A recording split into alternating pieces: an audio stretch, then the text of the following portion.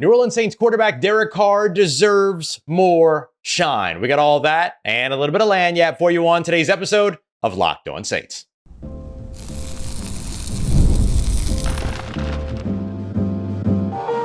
You are Locked On Saints, your daily New Orleans Saints podcast. Part of the Locked On Podcast Network, your team every day.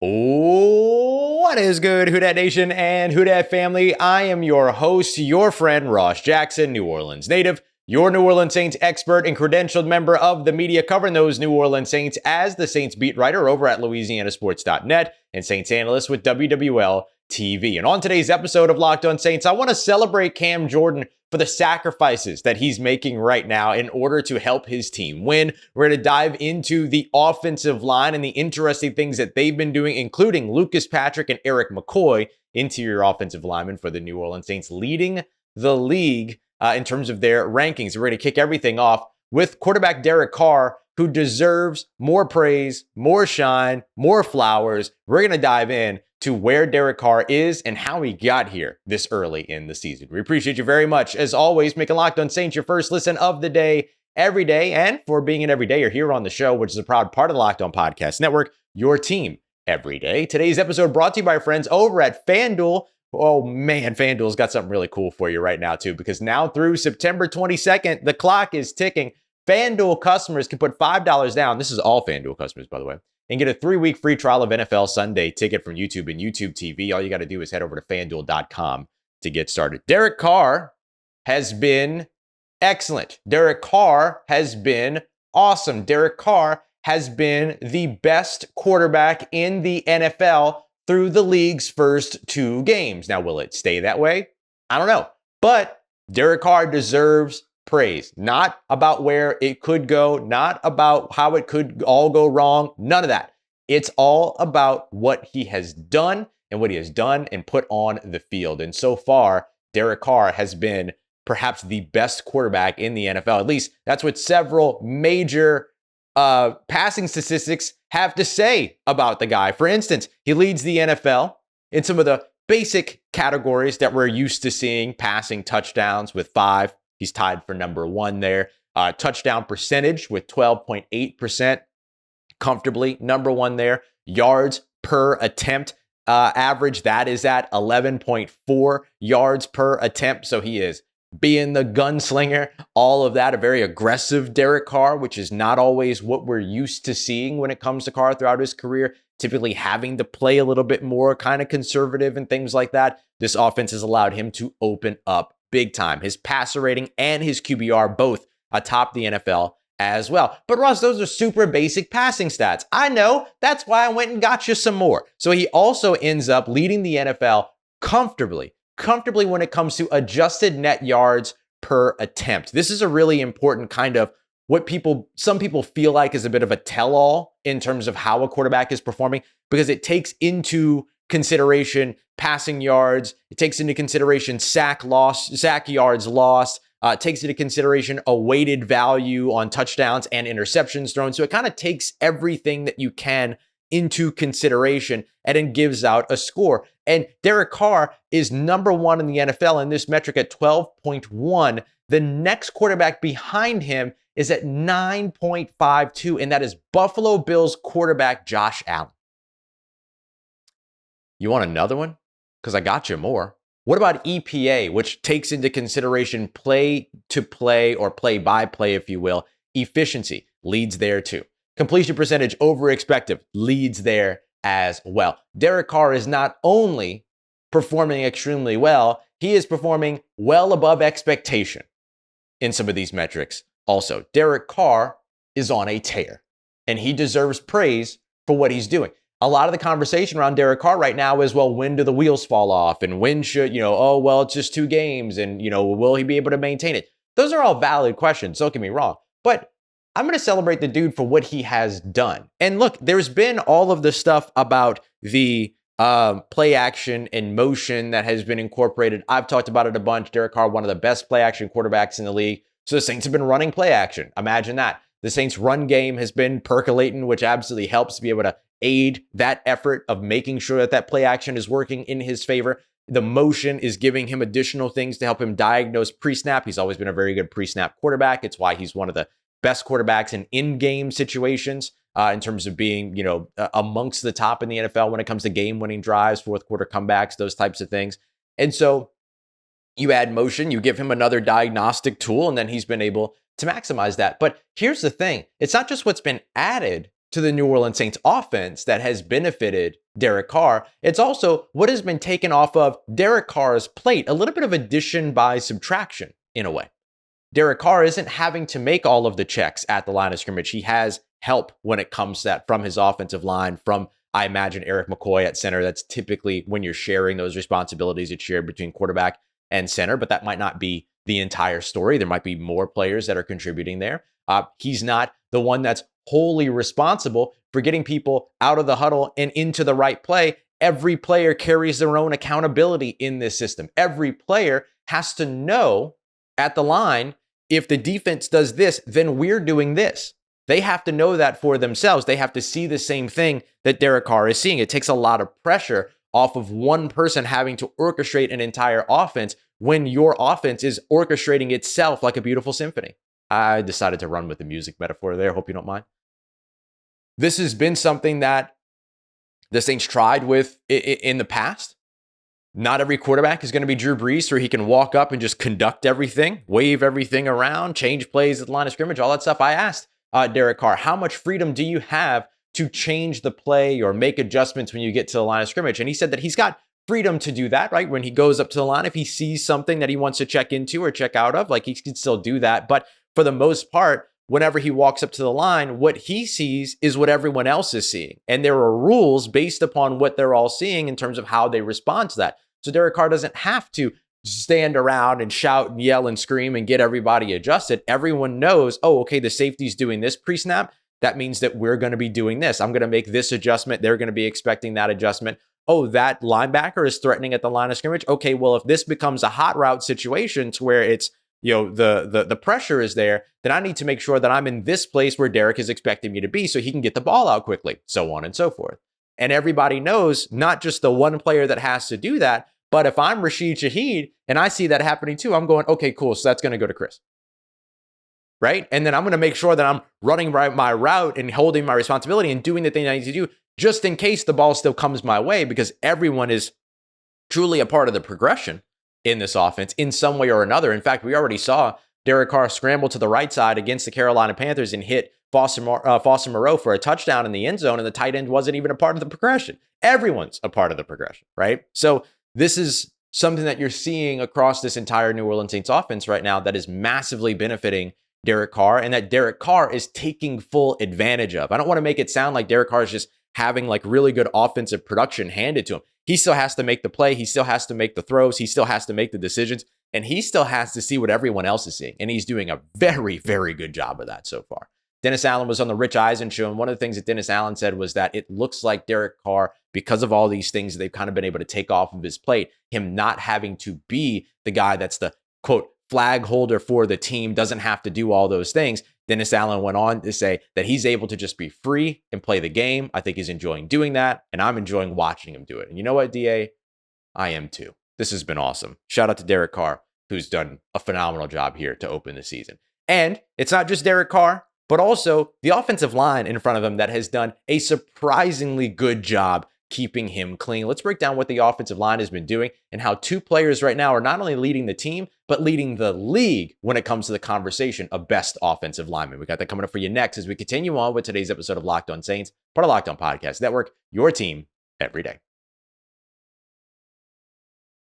Today's episode of Locked On Saints brought to you by friends over at DoorDash. I was at my favorite taco spot just yesterday, Barracuda, and I saw on the window the little sticker. It said DoorDash on it, and I got so excited because it's my favorite taco spot, and it's my favorite meal delivery app, my favorite food delivery app. And look, it just makes it so much easier. It's one of the reasons why I love DoorDash is because they have all those local gems, those local favorites, as well as the chain gems and chain favorites and stuff like that. But I love being able to order local through DoorDash, one of my favorites. So DoorDash has been awesome. I think DoorDash would be awesome for you too. If you haven't tried it out, all you got to do is check out DoorDash and use the promo code LOCKEDFALL24. It's going to get you 50% off up to a $10 value when you spend $15 or more on your first order. Limited time offer, terms apply. Promo is not valid for orders containing alcohol. DoorDash, your door to game day greatness, your door to more. Download the DoorDash app now to order your game day favorites. Must be 21 or older to order alcohol. Drink responsibly. Alcohol available only in select markets.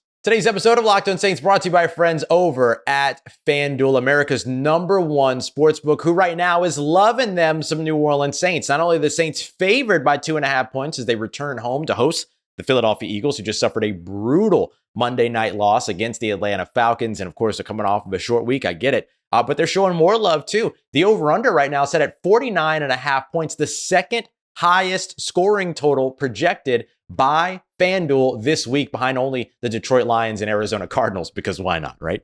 So they're expecting this one to be high scoring, and maybe you want to get in on that action. Well, right now is the perfect time to do it, because now through September 22nd, so don't forget the clock is ticking, all FanDuel customers can bet $5 and will get a free 3-week trial of NFL Sunday Ticket from YouTube and YouTube TV. Then, with your YouTube TV base plan, you'll be able to watch every regular season Sunday afternoon out of market game. And all you'll need is a Google account, a current form of payment, and you can cancel any time. Just visit FanDuel.com to download America's #1 sportsbook. All right, family. The New Orleans Saints offensive line has been one of the most pleasant surprises, not only for the New Orleans Saints, but really around the NFL as well. They're a very surprising unit so far, and it's because of how well they perform despite the expectations that they might not. Now, they've been aided by some things, right? The fact that they get that run game going and everything, like people are going to kind of excuse their ability in the pass blocking game because of what they do in the run game. But you know what? They're getting it done in the run game. That's still a very big deal. That's still a very, very big deal. And they're getting it done in the run game emphatically. 370 rushing yards over the course of the first 2 games of the season. That puts them pretty high up there. I think it's number 2 in the NFL in terms of where, they're ranked third in the NFL in terms of those rushing yards. And then at the same time, they've surrendered the second lowest pressure percentage across the NFL as well. They're sitting at 7%. Number 1 in that category is the Detroit Lions, who are sitting at 5.6%. That's just a number. That's a percentage of dropbacks where a pressure is allowed, basically. Now, those numbers are impressive for New Orleans because you're sitting in the top 3 when it comes to your run game. You're sitting in the top 2 when it comes to the efficiency with which you're protecting your quarterback and all of those things. And I like the pressure percentage metric a lot because let's face it, the Saints haven't dropped back to throw the ball a ton over the course of these couple of games. 39 passes attempted by Derek Carr so far this season. He's notched with 2 sacks, one of which was one where he was on, a bootleg and then tried to run to pick up some extra yards because he didn't want to take a risky throw and then extended the football out but still lost 1 yard. So it counts as a sack, but he wasn't actually touched or hit at all on the play. So that's a little bit skewed in terms of what that number might be. But when it comes to the pressure percentage, it doesn't matter how many times you've dropped back as an offense, right? It's all about however many times you drop back, what percentage of those dropbacks are impeded by pressure or met with pressure. And for New Orleans, it's only 7% of the time. That's absolutely outstanding. The Saints just went up against the Dallas Cowboys. Who had 3 players that met in week 1. They had 3 players that met the New Orleans Saints pressure total as a team in week 1 against the Carolina Panthers. And they gave up 3 pressures. 3 pressures. And by the way, on those pressures, because again, that sack, quote unquote, that Derek Carr took in the second game against Dallas, there was no pressure. He just ran out of bounds and got chased out of bounds early. And so the 3 times that Derek Carr was pressured, those 2 touchdowns, and he was 3 for 3 for over 100 yards on those pressures. A pretty good game under pressure by Derek Carr. And it's helpful when you're not consistently under pressure. I think people don't take into account sometimes when talking about the quarterback position that there's the physical pressure of feeling a defensive end about to hit you or closing in on you or a defensive tackle breaking through the middle of the line. Whatever. And those things are going to happen throughout the season, right? They're going to take over 1,000 snaps on offense. Those things are going to happen.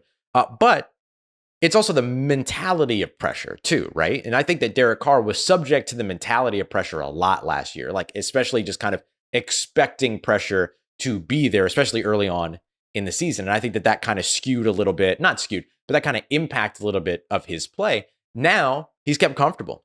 And then you look on the flip side of that coin on the offensive side and you go to the run game, look at how fantastic Alvin Kamara has looked to start this season, like completely rejuvenated. People worried that he's, too old as a running back and that he's not going to be able to produce and all this other stuff. And look at what he's done so far here to open up the season. Alvin Kamara is not a guy that's known for 100-yard rushing games.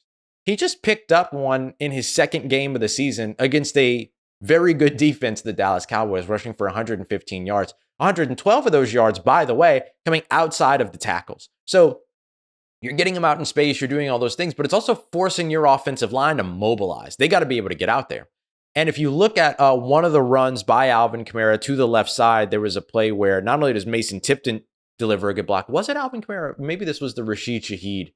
This might actually have been the Rashid Shaheed outside zone. This is the thing that I love about what this New Orleans Saints offense has been doing so far, that they run a lot of the same plays, but they just mix and match the personnel sometimes to just kind of confuse you as a defense so you don't know where things are going. But anyway, you got the run over to the right side, to the left side. You got Mason Tipton out there delivering a block, and then you've got Eric McCoy snapping and getting to the second level immediately and doing a whole do-si-do to get a Cowboys player down on the ground. Lucas Patrick with the pancake on pancake on pancake on pancake game. I think I counted 5 different times when he got not just Dallas Cowboys defenders, but oftentimes Dallas Cowboys defensive linemen down on the ground. The dude is ruthless in the run game.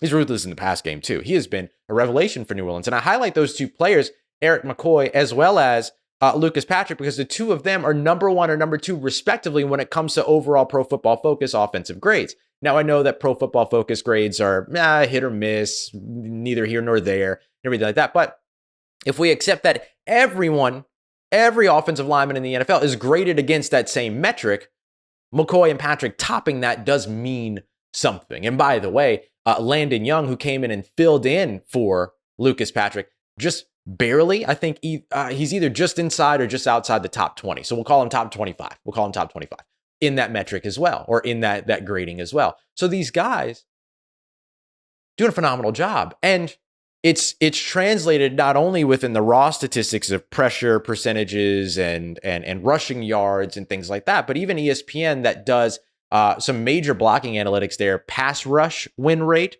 that's actually the defensive side. So pass block win rate, the rate at which offensive lines win as pass blockers, and then run block win rate, the rate at which offensive linemen win as run blockers. Just as a team, the New Orleans Saints rank number 2 in run block win rate. They rank number 6 in pass block win rate. And let's not forget that comes with a brand new starter on the team in Lucas Patrick, a rookie starter at left tackle, arguably the most important position outside of quarterback, right? The blind side protector of the quarterback, rookie offensive tackle in Taliesin Fuanga. And then you have Trevor Penning, who moved over from left tackle to right tackle, who's starting in a whole new position this year and who has been playing with a ton of confidence since the season began. And you have an ultra mega athletic offensive lineman who also has some versatility as well. Actually, I can give him that nod in Cesar Ruiz that's contributing as well. Look at the screen pass by Alvin Kamara, the 57-yard catch and run by Alvin Kamara. Who was keeping up with him? Not the Cowboys defense, it was Cesar Ruiz. Cesar Ruiz and Mason Tipton. This is one of the most surprising things that we've seen from the New Orleans Saints so far this season. And I mean that in the best way possible, right? It's a good thing. It's a good thing to see that this offense and the offensive line in particular has risen to the occasion. They have answered the call. And because of them answering the call, the New Orleans Saints, which by the way, that call is no longer coming from inside the house, which is great to see. But since they answered the call, now the New Orleans Saints are making waves as one of the NFL's best offenses and best teams. Because remember, they still have an elite defense as well, which is where I want to jump to next. Because Cam Jordan is doing something we don't see many players of his caliber doing, and it's leading to wins. We got that coming up for you next as we continue on with today's episode of Locked On Saints, part of Locked On Podcast Network, your team every day. Today's episode of Locked On Saints brought to you by friends over at Game Time, the absolute best place to go to buy tickets for your favorite events. I don't know if you've seen the soaring prices of the New Orleans Saints hosting the Philadelphia Eagles game for this weekend, but maybe Game Time is the place to head so you can find maybe some more affordable tickets as well, especially because typically tickets get cheaper the closer it gets to game time over on Game Time. So you're going to want to keep an eye out on that if you want to see the New Orleans Saints potentially start out 3-0 with two big wins against two massive conference competitors. Game Time is the place to go. Make sure you toggle on all-in pricing because it's the only ticketing app that I know of that gives you the total up front so that there's no surprise when you go to checkout. So take all the guesswork out of buying tickets with Game Time today. Download the Game Time app, create an account, and use the promo code LOCKEDONNFL for $20 off of your first purchase. Terms apply. Again, create an account and redeem code LOCKEDONNFL for $20 off. Download Game Time today. What time is it? Game time. Let's get it, Who Dat Nation. If the New Orleans Saints offense is off to a fast start, well, dang it, so is the New Orleans Saints defense. We broke down a good bit of all the great things so far that the New Orleans Saints defense has done, limiting scoring, limiting yardage, all of these things. But a big part of why that is all happening comes down to two different aspects, right? Coverage, pressure. Those are two things. That doesn't necessarily mean secondary defensive line because we've seen pressure from the secondary. We've seen coverage from the defensive line. At one point, Cam Jordan dropping back in coverage and then making a tackle over on the offensive left side of a play. By the way, dropping back in coverage off of playing at defensive tackle as well. So I want to dive into some of the things that Cam Jordan has done to contribute. We've also seen Demario Davis covering linebacker or running backs, I believe, down the right sideline. We've seen Demario Davis get pressure in the backfield. We've seen Alontae Taylor with 3 sacks, right? So it's the sharing of pressure in coverage. It's not just the defensive line and the secondary. So I just want to clarify that. But the Saints have done a very, very good job. In fact, the Saints have done an elite job of balancing those two things to make sure that they're complementing one another. And they're going to get another opportunity to do that this weekend against the Philadelphia Eagles. No A.J. Brown, as he's expected to miss multiple weeks. So that lightens the load a little bit for the New Orleans Saints in terms of what the challenge is for them in the receiving game. You still got to cover Devonta Smith. You still got to stop Saquon Barkley. And perhaps their biggest test, they still have to limit Jalen Hurts on the ground. And so this is where the pressure comes in, right? Pressure, tackling, all those other things. So for New Orleans, there is something that I want to highlight that I think that Cam Jordan has done that has helped to make this team better. And it's that he's willing to rotate. He's willing to contribute from wherever. Right now, Cam Jordan is on pace for a record low when it comes to snaps taken on defense, right? Defensive snap percentage is down to 47%. His previous low was 74%, which was last season. Okay. And this was something that we talked about before the season began, you and I, when I spoke about how it's very likely that Cam Jordan is going to see his career low in defensive snap percentage here in 2024, and it's not going to be a bad thing. And what I mean by that is not that it's not a bad thing in that, oh yeah, keep Cam Jordan off the field because he's playing poorly. No. That's not the case at all. The fact of the matter is that you've got some really, really good defensive linemen on this team, and you want to get all of them out on the field as much as possible. And so rotating and utilizing guys to come in and come out and to be on the field all at the same time is going to be pivotal and is going to be key for this team. And I think Cam Jordan knows that. Cam Jordan could do the thing that some veterans would do and complain about the fact that he's seeing less than 50% of defensive percentage snaps. But instead, he's doing Leonardo DiCaprio faces from Django on the field, celebrating 40-plus point scoring outputs and 30-plus point, wins in one occasion with his quarterback in Derek Carr. That's just who Cam Jordan is. It doesn't matter to him that I almost had a rock moment there. But it doesn't matter to him that he's getting 47% of snaps. It doesn't matter to him that he's playing on the interior. It matters to him that he's contributing to a winning team and he's contributing to another elite defense. And I think we're seeing that all over the place. All the things that I highlighted about Derek Carr earlier, all complemented by what it is that Cam Jordan and the New Orleans Saints defense are doing. Let me give you a couple other things here too, just in terms of snap distribution, position distribution for Cam Jordan. Cam Jordan hasn't played as much as you might think he has on the interior, but he has been playing on the interior, still has played the majority of his time over on the outside as well. He's been playing at left end. He's been playing at Leo, which is kind of like a stand-up left end type of a situation. He's been playing at right end. He's been playing at defensive tackle at 3-tech. He's been playing defensive tackle at 3-tech on the opposite side. He's played some nose tackle at 1-tech as well. He's kind of becoming like a little bit of a defensive line Taysom Hill, dare I say, in that he's lining up all over the formation and in several different alignments, because just because he's playing at left end doesn't mean that he's lined up all the way outside at wide 9. He could be at a 5-tech. He could be at, a 7-tech. He can be, just outside the tackle shoulder. There's so many different kind of alignments that are considered end, to where you line up either directly over the tackle, or you line up to the outside shoulder of the tackle, or perhaps you're lining up on the outside shoulder of the tight end, which is considered wide 9. Like, all of those things would be considered ends, right? Whereas on the inside at defensive tackle, you can line up directly over the center, which would be 0-tech or nose tackle. You can line up between the center and the guard, which is 1-tech. You can line up on 2I, which would be the inside shoulder of the guard. You could line up between the guard and the tackle, which is 3-tech. Like, there's all of these different alignments for you to play. You don't just play tackle. You don't just play defensive end. And Cam Jordan is doing all of it. All of it. And I think that is something that has been contributing to the New Orleans Saints' ability to be able to win and apply pressure over on the defense, because it means one thing when you have a situation to where a 300+ pound defensive tackle is lined up at 1-tech and you're trying to stunt with the outside end or something like that. I'm giving a bad example here, but you feel me. To where you're trying to crash the interior with that 300+ pound defensive tackle and then swing around with that defensive end. But when you have somebody that's playing at tackle, like a Cam Jordan, who can move, has all the athleticism of the world, all these other things, and then you're running stunts and twists with the outside defensive end there, you're getting an edge rusher out on the edge. You're not sending a defensive tackle out to the edge. You're still getting an edge rusher out there. And then you're swinging another edge rusher to provide pressure on the interior. And this is where the Saints sort of mold of defensive ends makes a ton of sense. Makes a ton of sense in terms of their ability to be able to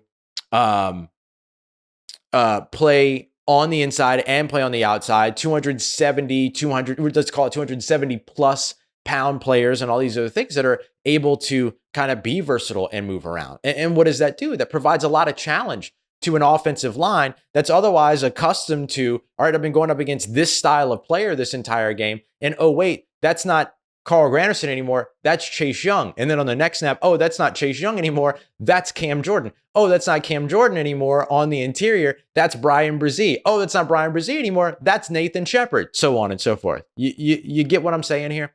And so you have to recalibrate constantly as an offensive lineman, and especially in a game like last week where you had rookies in Tyler Guyton at tackle and you had Connor Beebe at Beebe at center for the Dallas Cowboys. You had two rookies there having to switch up and change and rethink mentality and all these other things. Like, that all has an impact on those guys that maybe haven't seen as much as the others. And I think all of those things end up contributing to what it is that you're able to do as a pass rushing team. The Saints piled on 17 total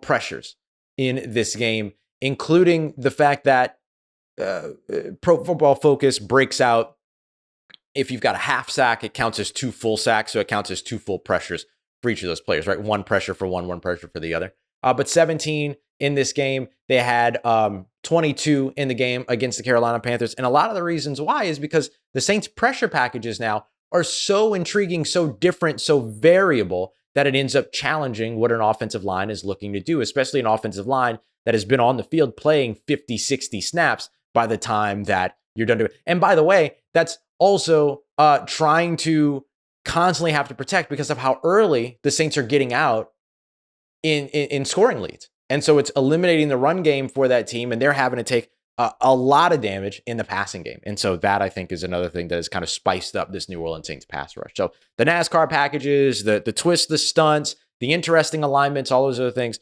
have proved massively beneficial for what has so far been another elite NFL defense by the New Orleans Saints. All right. We appreciate you very much for being here. Don't forget, we'll be with you. We'll be with you again tomorrow morning, which will be the crossover Thursday episode. And then we're back into 2-a-days for Thursday and Friday, post-practice and all those other things.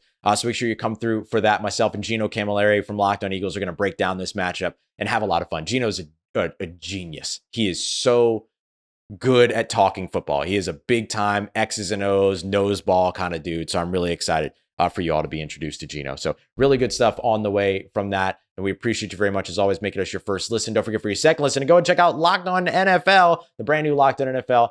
2 shows a day. The madman Tyler Rowland giving you that espresso in the morning of NFL talk. And then you can hang out and chill in the barbershop with Tony Wiggins in the afternoon for some real NFL talk there as well. So lots of great stuff for you over there. Go and check them out wherever you get your podcasts and on YouTube. We appreciate you very much for making us making us a part of your day, part of your routine, for saying yes to me on the show. As always, if you see me, please say hi. If you need anything else around your New Orleans Saints in between these episodes, make sure you follow me on your favorite social media at Ross Jackson, NOLA. Hit me up. Let me know how the family's doing, let me know how you living. Let me know how you momming them. And trust you, that nation. I'll holla at you.